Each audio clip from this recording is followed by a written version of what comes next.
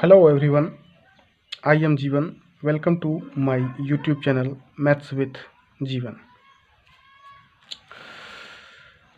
Student, आज हम आपके लिए लाभ और हानि का अगला सीरीज लेकर के आपके बीच आए हुए हैं।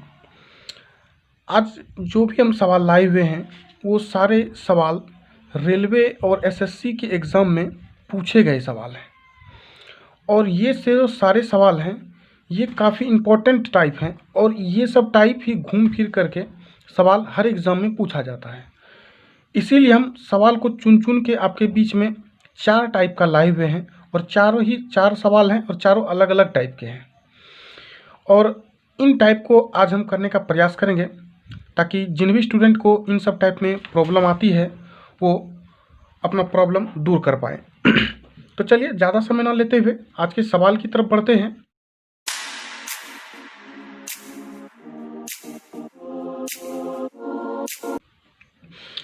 तो आज का पहला सवाल कह रहा है, कुछ नारंगी 1 रुपये में 12 के भाव से तथा उतने ही नारंगी 1 रुपये में 8 के भाव से खरीदा गया, और कुल को 1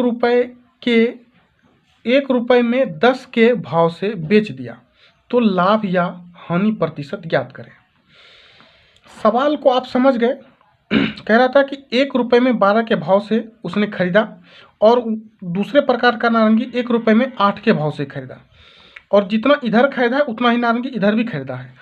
मतलब कि 1 रुपये में पहले इसने 12 नारंगी खरीदा, फिर 1 रुपये में 8 नारंगी खरीदा, लेकिन दूसरा प्रकार का नारंगी भी उतना ही खरीदना है, क्योंकि कह रहा है उतना ही नारंगी खरीदा है, तो मतलब कि 8 को खरीदा है और 4 को और खरीदना है इसको। तो 4 और नारंगी खरीदने के लिए उसको 50 पैसा और लगेगा, मतलब कि कुल उसका इन्वेस्ट हो गया 2.5 रुपया, और नारंगी खरीदेगा वो 24। ठीक है। अब कह रहा है कि 1 रुपये में 10 के भाव से बेच दिया, तो 1 रुपये में 10 के भाव से बेच दिया, मतलब कि उसको कुल पैसा आया कितना, तो 2 रुपया में 20 और 4 नारंगी मतलब 40 पैसा, मतलब कि 2 रुपया 40 पैसा ही उसको आ पाया 24 नारंगी को बेच करके, जबकि उसका इन्वेस्ट हुआ है 2 रुपया 50 पैसा, मतलब कि 10 पैसे का उसको क्या हो गया, नुकसान हो गया यहाँ पे।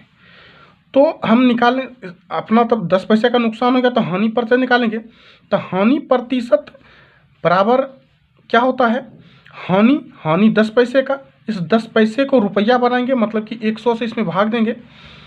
क्रय मूल्य मेरा क्या है 2.5 रुपया, तो 2.5 रुपया क्रय मूल्य कर दिए, और इंटू करेंगे हम अपना 100। पॉइंट उड़ाए, यहाँ एक और जीरो हो गया, 2 शून्य यहाँ से कट कर लिए, 10 × 10 100, यानी कि 25 चौके 100, मतलब कि 4% का क्या हो गया, हमको हानि हो गया। ठीक है। लेकिन कई यूट्यूबर इसको अलग तरीके से भी बताते हैं। कई यूट्यूबर कहते हैं कि इसको इस तरह से बनाइए, ये जो 12 हैं, पहले 1 रुपये में जो 12 खरीदा है, इस 12 में जो दूसरे बार में 1 रुपये में जो 8 खरीदा है, इसको 12 में से 8 माइनस कीजिए, उसके बाद नीचे कीजिए 12 प्लस में 8 कर दीजिए, और इसका जो है ना होल स्क्वायर करके इंटू कर दीजिए 100, तो आपका आंसर आएगा। तो ये कंडीशन कुछ ही जगह पे लागू होते हैं। ये कंडीशन में है क्या कि इसको, ये जो 1 रुपये में 12 खरीदा है और 1 रुपये में जो 8 खरीदा है, इन दोनों को जोड़ करके 2 से भाग दें, तो यदि इसके बराबर होता है। ठीक है। जैसे यहाँ पे इस सवाल में ये कंडीशन फॉलो हो रहा है, लेकिन हर एक सवाल में फॉलो नहीं होता है। इन दोनों को जोड़ करके 2 से भाग दें, अगर ये चीज़ प्राप्त होता है 1 रुपये में जो कुल जो 1 रुपये में 10 के भाव से वो बेच रहा है, अगर ये चीज़ आपको प्राप्त हो जाता है तभी जो है ये कंडीशन आपका फॉलो होता है, नहीं तो नहीं होता है। ठीक है।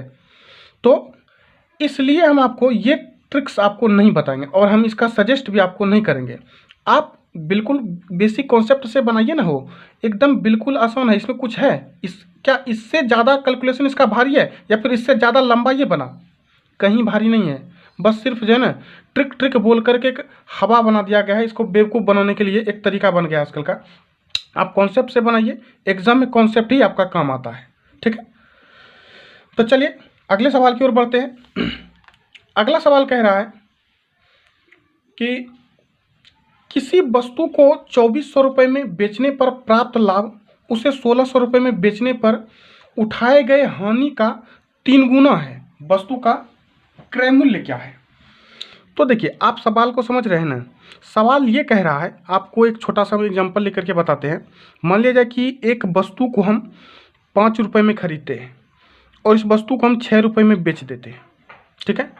और दूसरा बार वस्तु को हम बेचते हैं 3 रुपये में।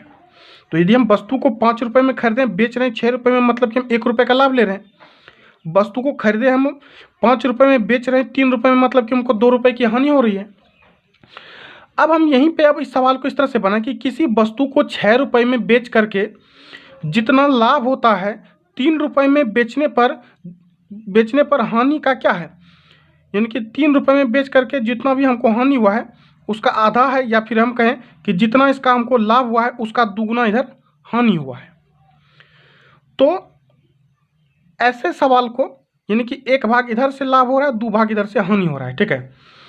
तो यहाँ पे यही बात यहाँ पे दिया गया कि किसी वस्तु को 2400 रुपये में बेचने से जो भी हमको लाभ प्राप्त हुआ है 1600 रुपये में बेचकर उठाए गए हानि का 3 गुना है। मतलब कि जितने रुपए का 1600 रुपये में बेच करके हानि हुई है उससे 3 गुना लाभ हुआ है हमको 2400 रुपये में बेच करके। तो ऐसे सवाल में क्या करें आप कि 2400 माइनस में 1600, इन दोनों वस्तु के दोनों विक्रय मूल्य का अंतर कर लें। दोनों विक्रय मूल्य का अंतर कितना हो गया? 800। अब देखिए क्या करें आपको कि जितना का उधार इधर जितना को 1600 रुपये में बेच करके जितना रुपए की हानि हुआ है इसका 3 गुना लाभ हुआ है 2400 रुपये में बेच करके। मतलब 3 भाग इधर लाभ, 1 भाग इधर का हानि, कुल भाग 4। दोनों के बीच का जो अंतर निकाले उसके भाग का मान है 4 और रुपए का मान है 800। तो हम कह सकते हैं कि 4 भाग का बराबर तब 800 है। तो 1 भाग का वैल्यू क्या आ गया मेरे पास? 200। तो हमको हानि हुआ है 1 भाग का, तो हम 1600 में यदि हम 1 भाग जोड़ दें तो भी मेरा क्रय मूल्य आएगा, ठीक है। या तो हम 2400 में जो 3 भाग हमको लाभ हुआ है इसमें 3 भाग माइनस कर दें, दूतिया 600, तो भी हमको क्रय मूल्य आएगा। तो दोनों स्थिति में आपको इस तरह से क्रय मूल्य लाना है, ठीक है।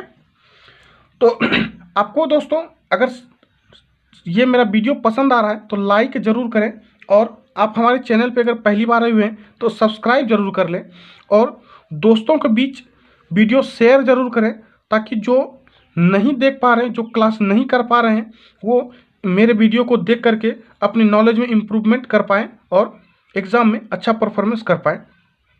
तो चलिए अगले सवाल की ओर बढ़ते हैं। अगला सवाल कह रहा है कि 1 रुपये में 20 के भाव पर बटन बेचने पर एक व्यक्ति को 4% हानि होती है। 20% लाभ कमाने के लिए 1 रुपये में कितने बटन बेची जानी चाहिए, ठीक है। तो इस सवाल को भी 2 तरीके से आप कर सकते हैं, ठीक है।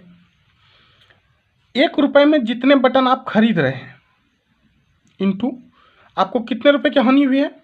4% की हानि हुई है। तो 100 में से 4 माइनस कर देंगे 96, अपॉन में जितने का आपको लाभ लेना है उतना जो है ना आपको 100 में प्लस कर देना है, मतलब 120। 20 छके 20 से 16 छके 96, मतलब कि 1 रुपये में आप 16 बटन बेचेंगे तो आपको 20% का लाभ होगा।